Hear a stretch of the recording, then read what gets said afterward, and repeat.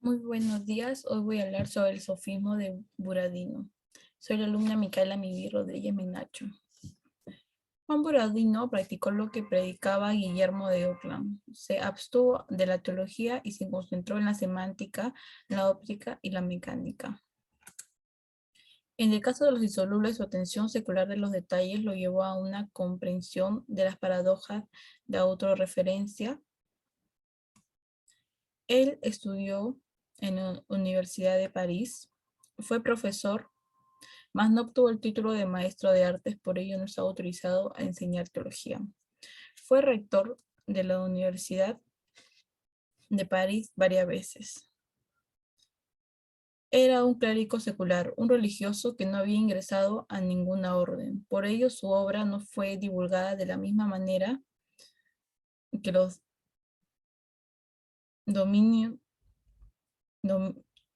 dominicos perturbaron a Tomás de Aquino y los franciscanos promovieron a Dunas Scoto. El sistema educativo. Uno de los efectos secundarios del sistema educativo medieval fue que los sofismas se convirtieran en herramientas pedagógicas habituales. Un sofisma en una oración que plantea una dificultad analítica indestructible. Generalmente el problema está en el exceso de posibilidades.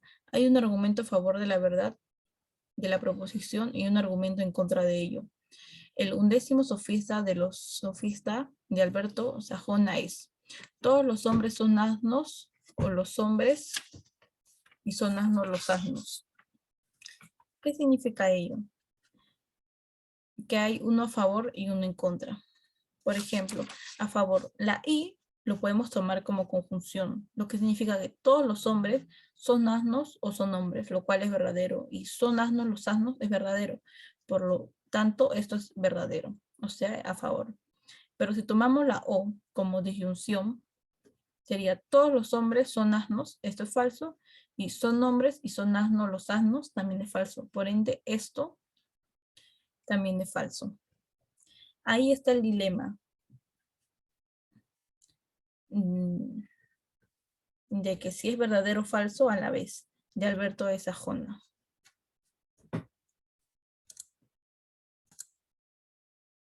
El sofista insiste a los alumnos a distinguir entre la conectiva principal de una oración y las secundarias. Si I es la conectiva principal, lo que significa que está a favor.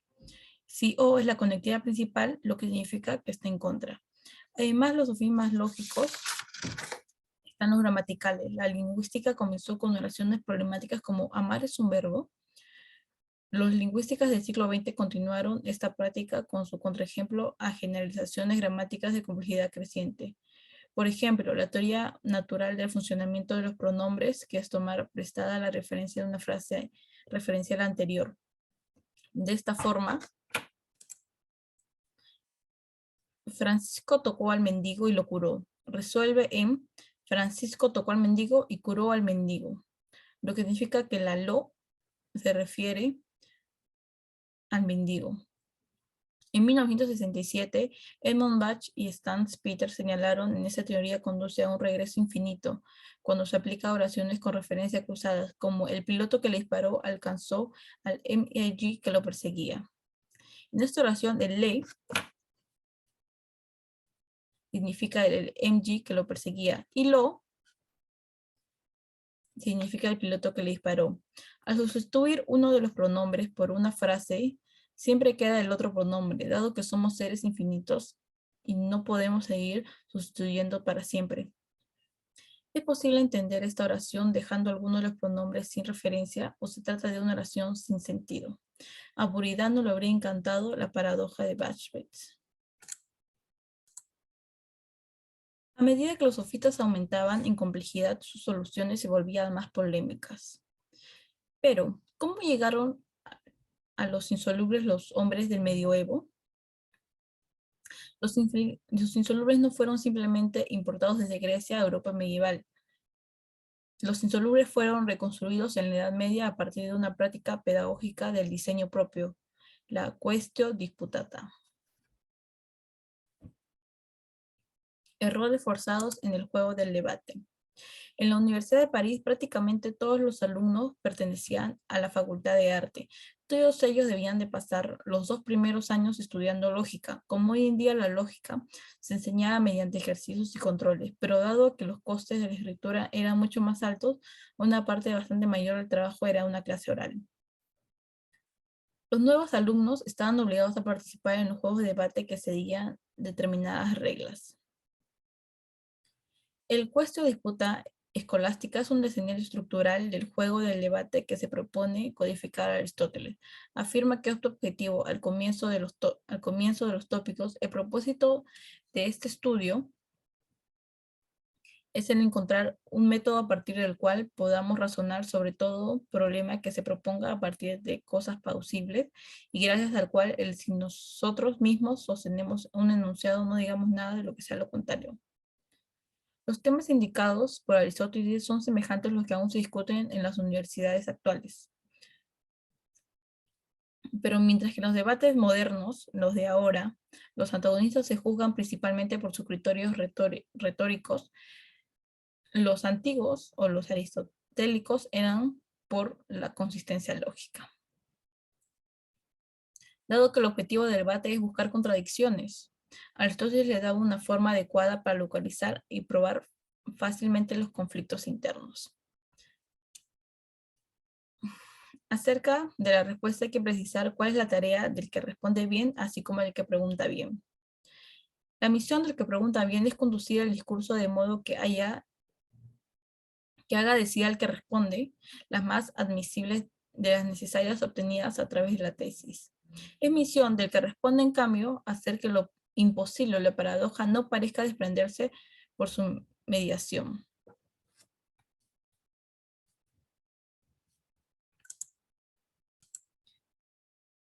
Las Question Disputas medievales era una adaptación para un público bullicio e ingenuo. El formato no es necesariamente, no se supone ningún conocimiento. No hay que ser muy inteligente para entenderlo, ¿no? Los cualescesos disputae apelan al gusto masculino porque por los simulacros de combate. El ejercicio se asemeja al juego infantil de Rey de la Colina, en el que el defensor de la elevación gana a menos que sea desplazado, pero aquí el oponente del rey elige la colina. Es decir, el oponente plantea la proposición. Si es desconsistente en el que replica, se debe defender consistentemente la proposición ante las preguntas del oponente. El que replica tiene un abanico limitado de respuestas, que es lo concedo y lo niego. Hay que elegir una versión después, posterior al repertorio, como lo dudo e incluso lo diferencio. Si el oponente consigue respuestas contradictorias del que replica, este pierde.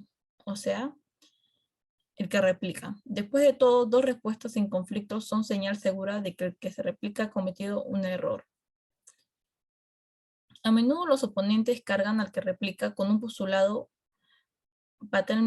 patentemente falso. Una hábil estrategia como el que replica no cree en lo que debe defender. Sus creencias de fondo entran en conflicto con la tesis en primer plano. El oponente tiene el papel más interesante, está motivado para mantener un ritmo rápido, tiene una libertad de movimiento mucho mayor que los exiguos recursos de réplica, reducidos al lo concedo y lo niego. No, los oponentes más inteligentes acabaron por darse cuenta de que podían desarmar a sus adversarios con paradojas pragmáticas. Estos planteaban contienen información falsa sobre lo que replican. Si lo que plantea es no existe y el que replica deben defenderlo porque es consistente, si eso le sigue, eres un tipo guapo, ¿qué puede responder? Si dice lo concedo, la respuesta implica su existencia y de modo lo contradice. La tesis anterior no existe. Si la respuesta es lo niego, también implica la existencia, ya que al negarlo significa que cree que sí existe. No se da una oportunidad. Los profesores intentaron rescatar para que no sucedieran ese tipo de cosas, prohibiendo los postulares no existen, pero los alumnos listos utilizaban variaciones como estás dormido. Si estás dormido, si esa es la proposición, tú no puedes responder. Por ende, lo que te pregunta después, Si respondes lo concedo o lo niego, estás despierto, entonces ya hay una contradicción. Algunos profesores reaccionaron anulando la libertad del oponente para escoger el mismo de la tesis de salida. Sin embargo, como señala Juan de Berundo, en cualquier momento de una cuesteta de sí o no se puede atrapar con tu respuesta será negativa.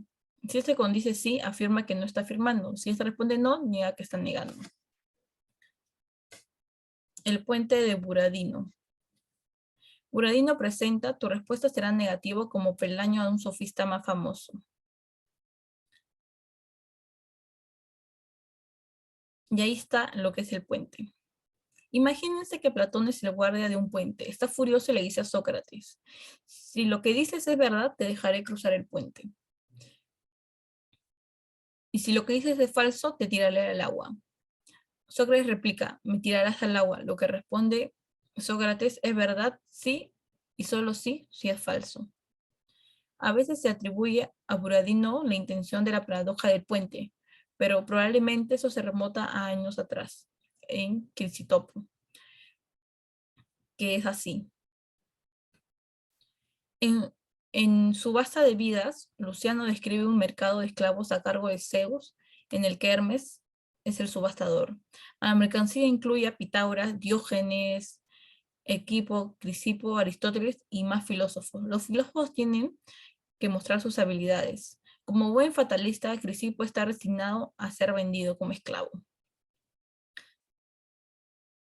Ilustra su valor cosmológico con una exhibición de paradojas. El segador, Electra y el Sórites finalmente rescata al hijo de un cliente de un dilema hipotético.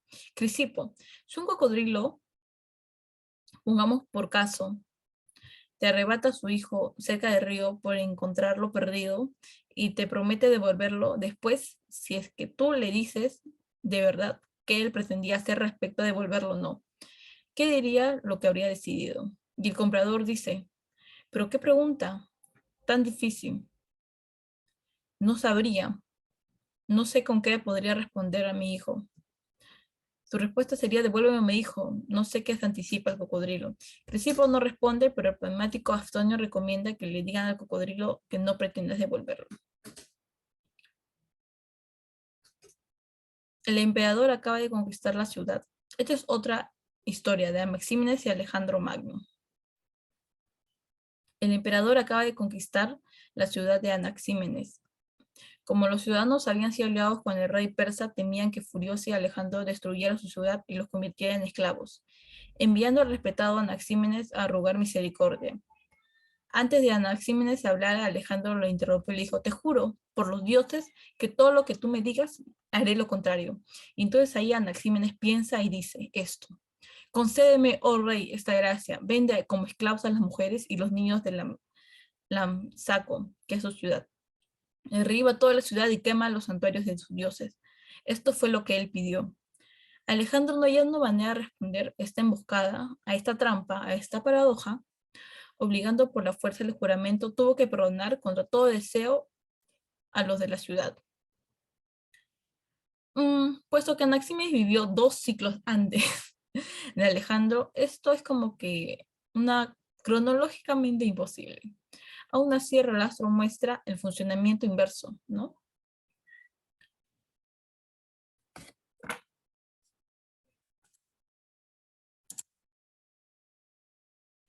La teoría medieval de la proposición. Para salvar las cuestiones disputadas, los profesores de lógica debieron formular una regla general sobre cómo debía empezar el juego, ya que algunos, como ya hemos visto más atrás, puede decir, no existes, estás dormido, entonces no sería una paradoja o un juego bien hecho, ¿no? Porque es como que casi literalmente dices que va a perder la otra persona. Forma algunas reglas generales, como que debía empezar el juego. Una de las reformas fue prohibir postulados personales que describieran al que replica, pero los estudiantes muy astutos esquivan esta regla con las proposiciones impersonales, como nadie existe. Si antes era tú no existes, ahora es nadie existe, lo que se supone que tú tampoco existes, ¿no? Entonces, así es como ellos burlaban esa prohibición.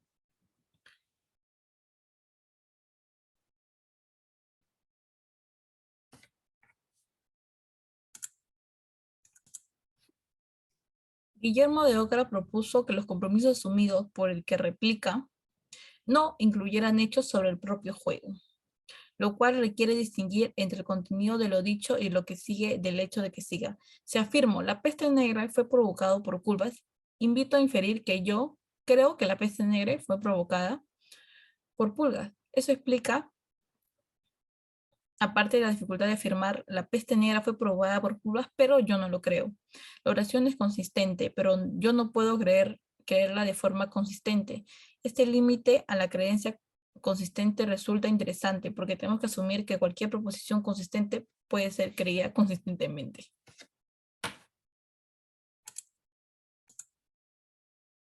Los insolubles según Buridano.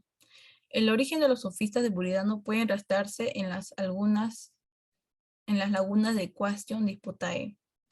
El primer sofisma de Buridano, ese capítulo sobre los insolubles, es: toda proposición es afirmativa, por lo tanto, ninguna es negativa. ¿Es válido el argumento? Pues hay dos posturas. A favor, la premisa implica la conclusión porque es un caso de argumento válido. Como todos G son B, por lo tanto, todo G no es B. En contra, una proposición no puede implicar una proposición necesariamente falsa. Como ninguna proposición es negativa, es falsa como independiente del momento en que se diga.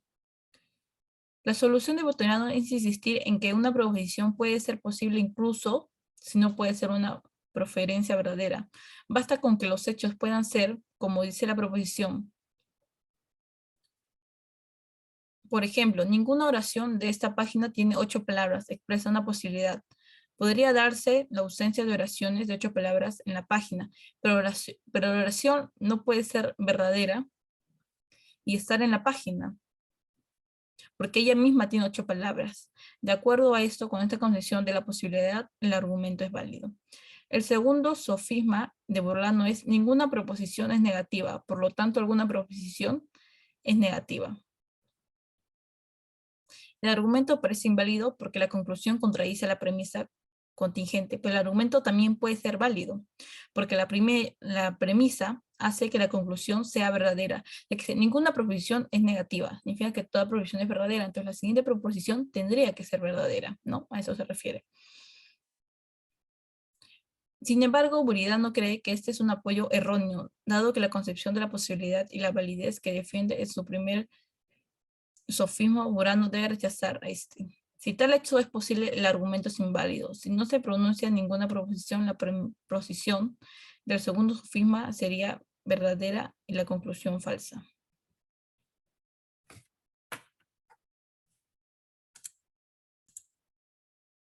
El ocaso de la eclesiástica. Muchas de las paradojas nunca serán conocidas debido a una enfermedad real, que es la peste negra, que se llevó al tercio de una población europea, además de matar a Buradino y a Cloja.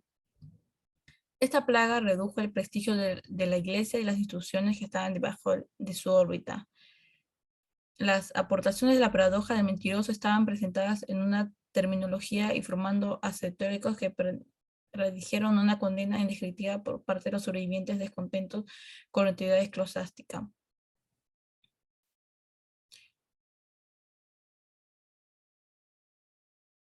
La iglesia obviamente todavía era una institución importante. La filosofía eclesiástica persiguió durante varios años. Sin embargo, la superestructura intelectual del cristianismo fue progresivamente marginada por los humanos. El futuro pertenecía a los escépticos y a los satíricos. Estos hombres eran fideístas que negaban que los razonamientos complicados podían mejorar la fe. Satirizaban los esfuerzos eclesiásticos para extraer la moral positiva de las paradojas filosóficas. La gente se mostraba más receptiva ante las nuevas paradojas que emergían el descubrimiento elíptico. En toda Europa estuvo una paradoja del circunnavegante. Cuando el buque de Fernando Magallanes dio la vuelta al mundo, aparentemente se había perdido un día completo. Uno de los 18 sobrevivientes de la tripulación relata lo siguiente: el miércoles 9 de septiembre dimos en una tales los cuales venían de San Jacobo. Enseguida largamos la fábula a la tierra para avisar. Retiramos que la falda una vez en la tierra preguntaran el día que estábamos dirigiéndonos a los portugueses, que eran jueves para ellos. Y se maravillaron mucho, pues para nosotros nuestras cuentas eran miércoles, solo y no solamente podía hacerse la idea de que hubiéramos cerrado. Yo mismo había escrito cada día sin interrupción, por no haberme fallado la salud, pero cuando después nos fue advertido no hubo error, sino que habiendo efectuado el viaje todo el rubro del occidente. Sucedió que uno de los colegas jóvenes del Buradino escribió sobre esta paradoja y dice: Oresme describe a dos viajeros imaginarios, Jan y Pierre, que avanzaban por el ecuador en sentido opuesto y se reúnen simultáneamente en el punto. Ambos cubren 30 grados de longitud cada 24 horas. Jan, que va hacia el oeste, informa que su viaje duró 11 días y 11 noches. Pierre, que viaja hacia el este, dice que duró 13 días y 13 noches. Un tercer hombre, Robert, se quedó en el punto de partida como confirmación. Robert afirma que solo pasaron 12 días y 12 noches desde que los viajeros partieron. Oresme se dio cuenta de que viajar a la misma dirección en el sol parece moverse, se alarga el lapso del día siguiente al ocaso o amanecer, después de completar el circuito. La suma de los incrementos realizar un día entero. Y bueno, hasta acá acaba mi exposición. Gracias.